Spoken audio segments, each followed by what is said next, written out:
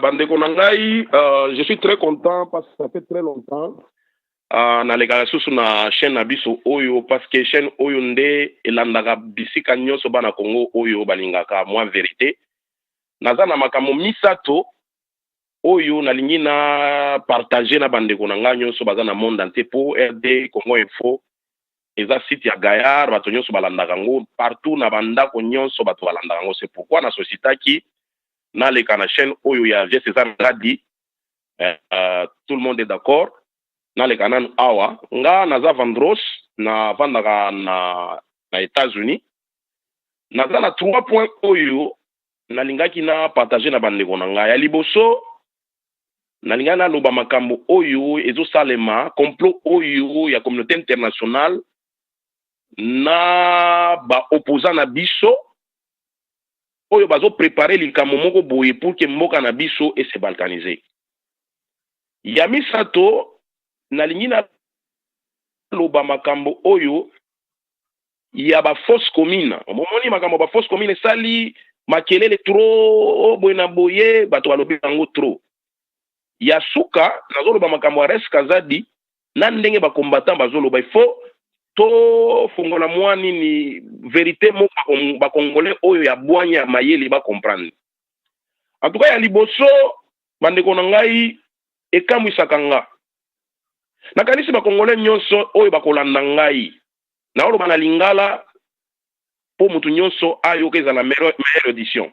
Bato nyonso ba comprendre.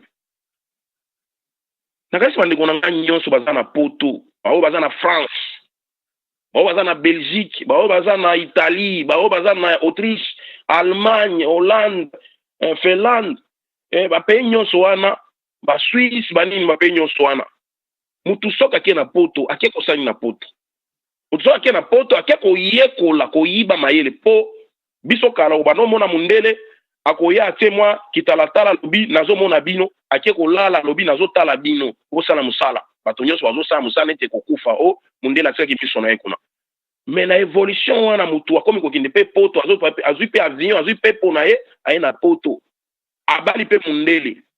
C'est-à-dire que na ndenge mundele apanda komona mutu mwindo na lelo toza na différence. Ba opposant na biso bayaka kosala nini surtout awa na États-Unis. Tozomona ba Vital Kamerhe, tozomona ba Martin Fayulu, ba Sami Badibanga, ba Frank Diongo, boza ba député, bozo ya kosali na États-Unis. Nyonso wana koluka pouvoir. Et comme ineti États-Unis nde muta bota ba Congolais. Ba ya kofunda awa, c'est-à-dire États-Unis est comme papa. Or, il faut na fungola bino matoi. Bato oyo bomona ba opposant soki baye abayaka nde kokuta na bato ba département. Département ce n'est pas dit que baza ba sénateur, non. Ce sont des représentants oyo bazo sane ba secrétaire ya ba sénateur, donc ba collaborateur. Bisu bayaki awa ezaki organisation moko ya église catholique esangisaka bato ezalaka neti dîner babalusi yango ekomi neti Barack Obama bengaki bango. Or c'est faux ya richifo ba Martin Fayulu wana. Martin Fayulu aye a profité na ngonga na ye wana akutani na ba Congolais a sololi makambo ndenge so ipe ye pazo lukana e moi pouvoir na na côté na ye. Vital Kamerhe ye pelera yake aye kukuta na Herman Cohen. Bino nyonso boyebi bolanda Herman Cohen azalaka mutu oyo akopelaka na famille Clinton baza bato oyo basolaka na nani na Kagame.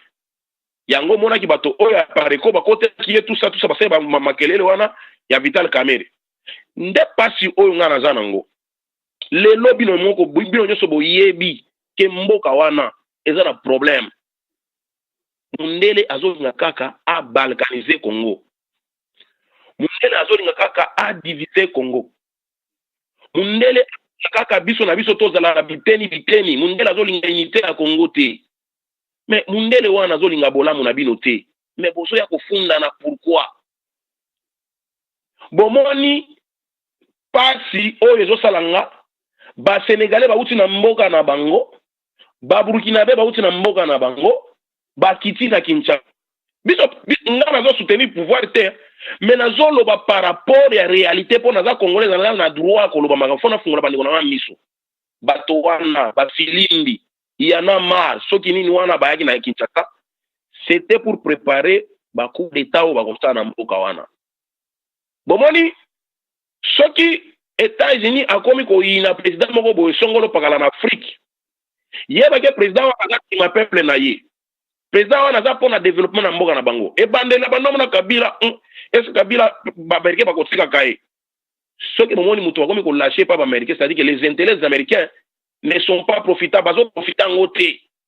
Bazo mona ngote comme ineti, ils a danger soki to tiki yango. Ah, peut-être Russie a ko zo place sur les photos longola muto.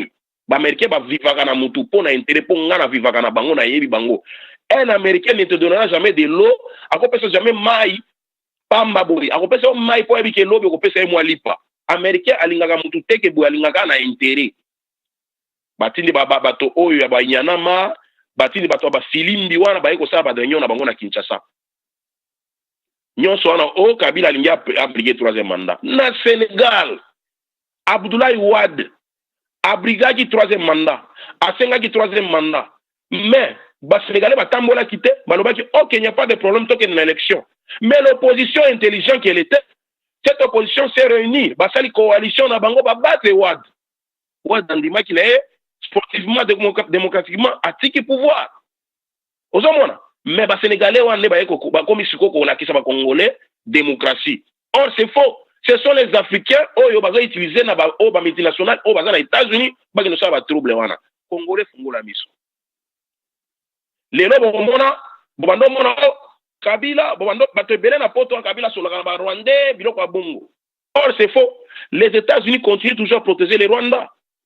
Est-ce que bozo mona makamba Burundi bazo lo ba président Burundi alongwa na pouvoir. Est-ce que boyoka ka États-Unis azo lo ba Kagame alongwa na pouvoir.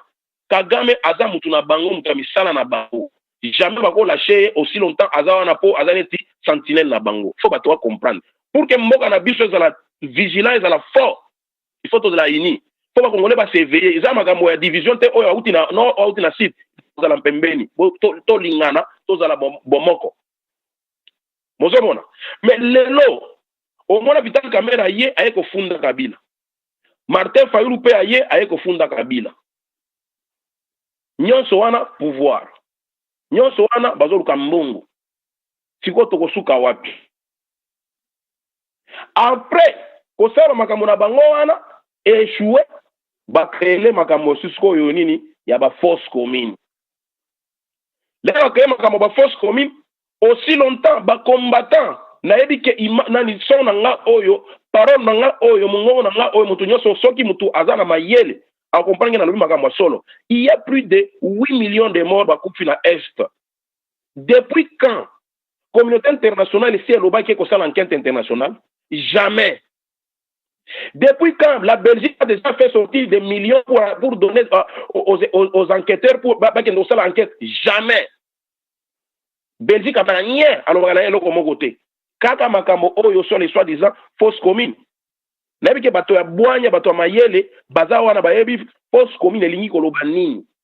Fausse commune elingi koloba eloko oyo so za guerre babomi bato ke ko kunda bango na kuku bakoki kunda bango na ya kobatama.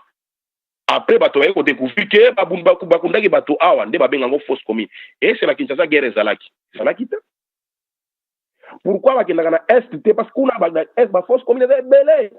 Pourquoi bakenda kuna te? Tout ça c'était bazoluka niveau na moyen ya konoyer Kabila. Il faut faire des réflexions pourquoi Kabila lelo Amérique azotina ba émissaire na ye obliger troisième mandat. Oh boyna boy mais or mboka na biso benga ngo Congo démocratique indépendance depuis 1960 mais jusqu'aujourd'hui et c'est vraiment indépendant. Ndenge tokenda kokuta na Barack Obama ba François c'est vraiment indépendance est to yebi pour la valeur indépendance. Lumumba et Mokalobaki, l'histoire des Congolais sera écrite par des Congolais. Mais comment est-ce que les Congolais va comme Kolongwa na mboka na bango bazoya kufunda makambo na bango libanda? D'une table, bobeti ma solo te Kabila boete, bovandi bofoza bandeko bo solo la. Mais bozoya koteka mboka na bino libanda. Fausse commune ko bima au 421 morts. Oh, Belgique a lobby compris 1 million de dollars à Wiki à Wana. Oh, bah, Congolais, kopesa bino mbongo bikosa enani kanani communauté internationale kosala enquête internationale bakotinda ba expert bakoya kosala ba biloko nyonso wana nyonso mais pourquoi bakendaka na est kosala enquête ya solo toyeba parce wana eza génocide eti même ata deuxième guerre mondiale mais bakenda te mais kaka oyo kinshasa wana nde Belgique États-Unis bato ya droit de l'homme batelemisi matoi congolais eza ta sikoyo ya congolais fo ayeba niveau na valeur ya mboka na yo Vital Kamerhe nyonso bozomona wana ba Martin Fayulu ce sont des agents oyo bazotia même bahonoré ngwanda nyonso wana lelo badivise bacongolais na diaspora il faut bovanda réfléchir eloko ngai nazolinga nayebisa bino yango wana congolais soko nyonso mosala na yo vanda na ndako na yo tia mayele na yo na se kanisa place outa place ozokende mboka na biso eza na maboko na yo vi ya mboka wana eza maboko na yo eza teke bato oyo ozomona bazokoma n'importe quoi France 24 akolobaka jamais bolamu ya Congo RFI akolobaka jamais bolamu ya Congo parce bango baza na intérêt soko mboka wana se balkaniser c'est facile de les diriger diviser pour mieux régner wana mato ya koyoka ayoka voilà eloko ngai nayebisa bino yango wana eza première partie.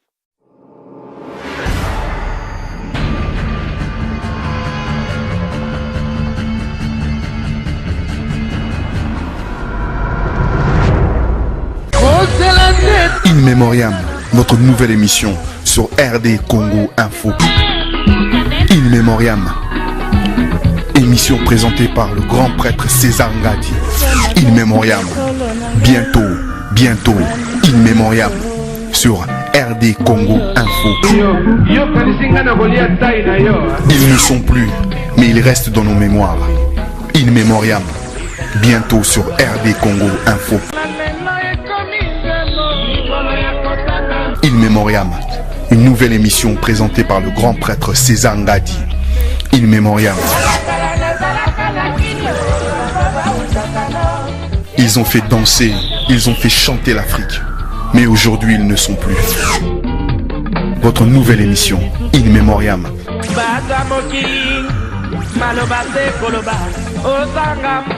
Émission présentée par le grand prêtre César Ngadi. In Memoriam. Bientôt, In Memoriam sur RD Congo Info. Ils ont fait danser, ils ont fait chanter l'Afrique. Mais aujourd'hui, ils ne sont plus. In Memoriam, notre nouvelle émission sur RD Congo Info. In Memoriam sur RD Congo Info.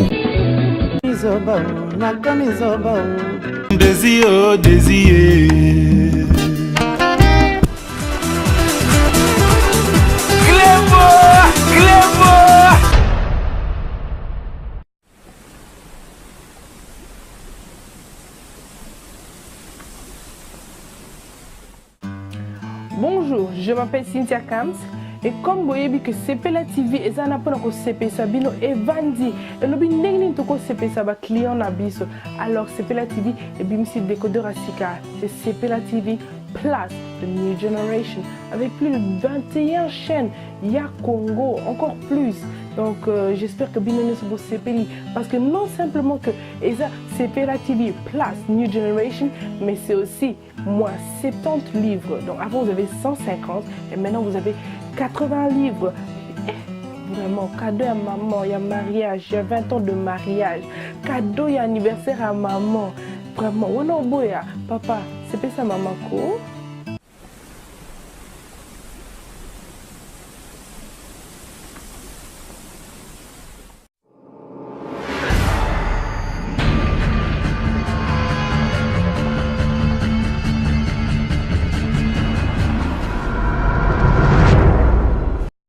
Bineme nanga bameli ba champagne balangwe whisky bayoki boinga. Bineme nanga bameli ba champagne balangwe whisky bayoki boinga. Bafiti nanga kaka ba masta toliaka tostafaka na bango basalinga mabeo. Dani Bokombe moto aza moto te moto nde nzambe. Sala attention Petit chéri, balati, bamini, bachene, bastringue, badende limochwa. Dani Bokombe, balobi, oizata na yo quoi. Dani Bokombe, oizata na yo, moment na yo. Pourquoi bazotengama? Pourquoi bazotengama? Bazotengama, Dani bazotengama, Bokombe bazotengama. Pourquoi bazotengama? Bazotengama, Nelimpela bazotengama, Kimpanga bazotengama. Tout à l'heure.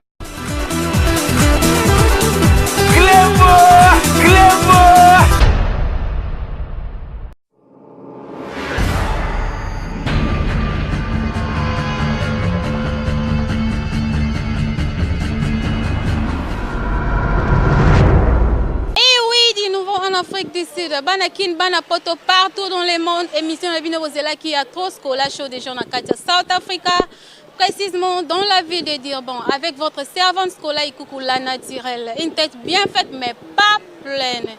Vous me verrez bientôt sur rdcongoinfo.fr. On est là pour vous grâce à César Ngadi, mon boss. Tout le monde est d'accord. Bobo Injonjo Nakatia Jobu est d'accord et Manning Sindani, boss for life, est aussi d'accord. Vous me verrez bientôt sur rdcongo.fr. On est là pour vous grâce à César Ngadi, mon boss, et autrement dit Diego Kao. Nabengue Diego Kao pour Banda Masolongo et tout le monde est d'accord. À travers cette émission, on a bandé qu'on a vu au Monakala et puis on a étranger comment on va vivre en South Africa, précisément à Durban, Pretoria, Cape Town et à Joburg. Nous allons vous montrer, vous allez voir, vous allez comprendre et vous allez découvrir. Donc comprendre, voir et découvrir. C'est nulle part ailleurs que chez César Ngadi. Bah conseil na bino ba remarque ça welcome na émission na biso numéro na biso affiché na écran. Merci beaucoup pour notre prière na bino. Merci beaucoup sans oublier na papa nanga Molimo pasteur Ogi Fire et papa nanga papa Moïse Mupenda na Katia Deben. Merci na grand caméraman Chagi Mayala na Katia Jobe. Ba image moko somo, ba image à solo. Oh Cléboa, merci. Cléboa.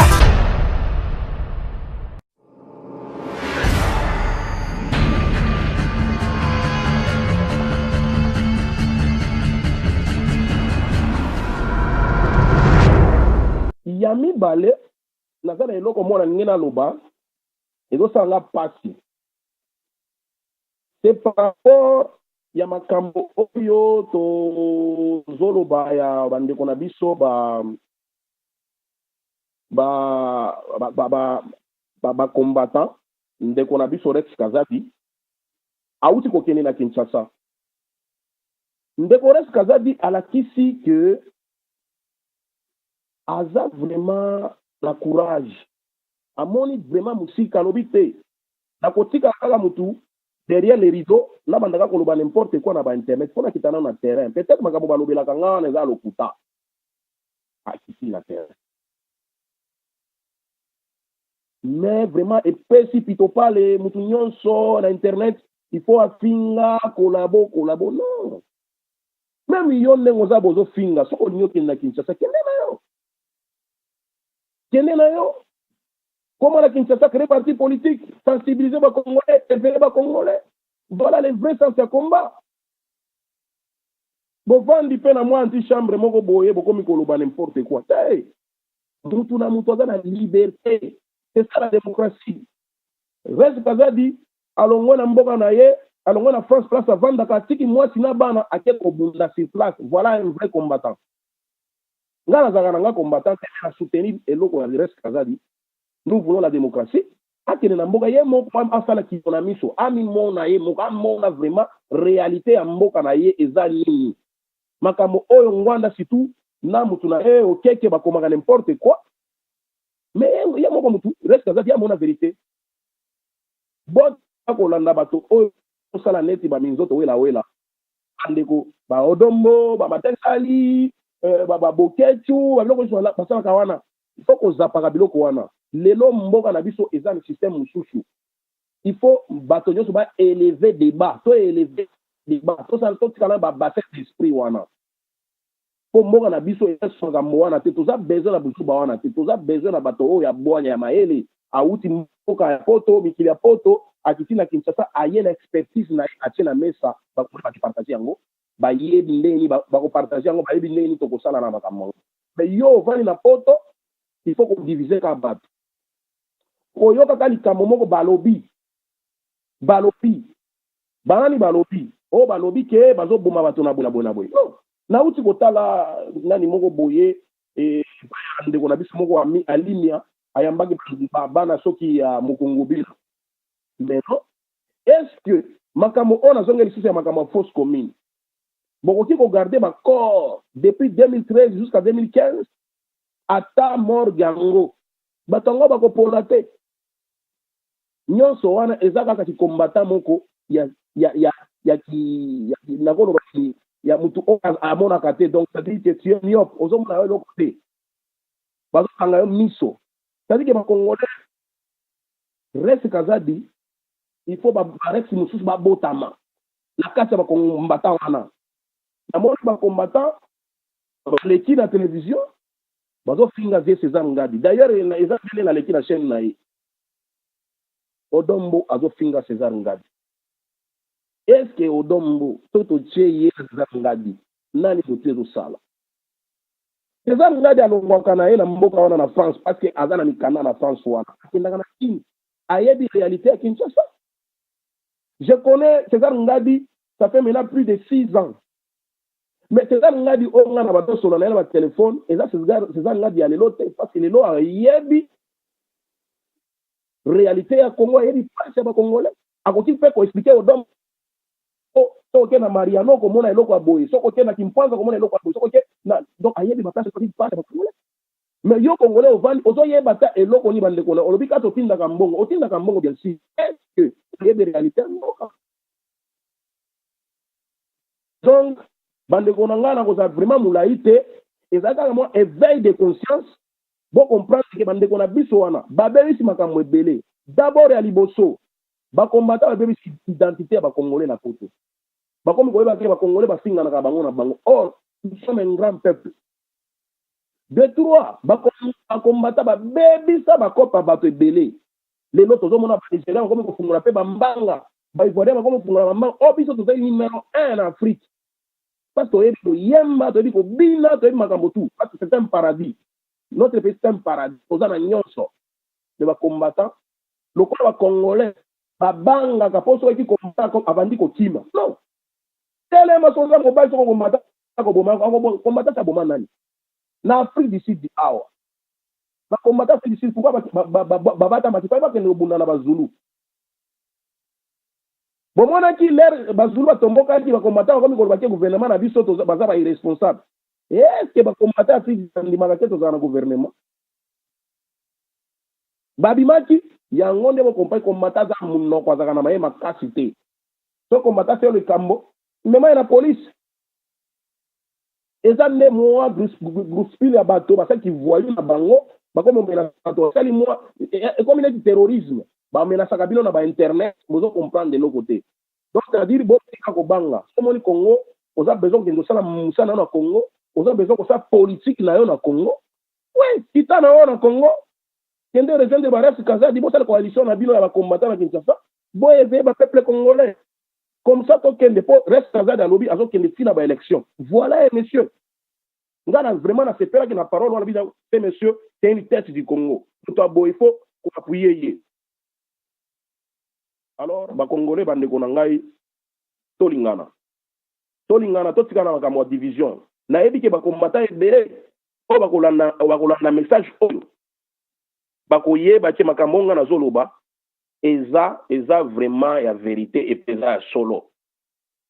L'union fait la force babesi balobi bongo soki lelo totika makambo nana bakombata wana tovandi siko na mesa totudi ntable tokomi koloba ba vérité na biso.